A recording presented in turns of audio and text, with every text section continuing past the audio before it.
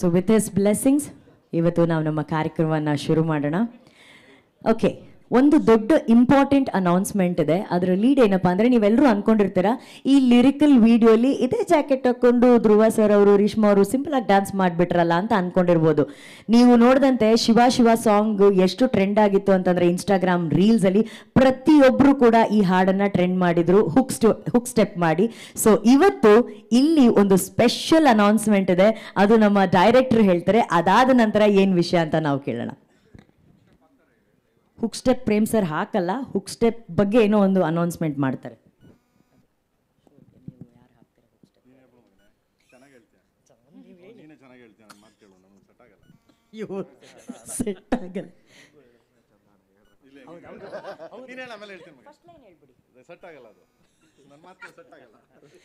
Actually ನಮ್ಮ ಧ್ರುವ sir ಹೇಳ್ತಾರೆ ಅದು ವಿಷಯ ಏನು ಅಂತ.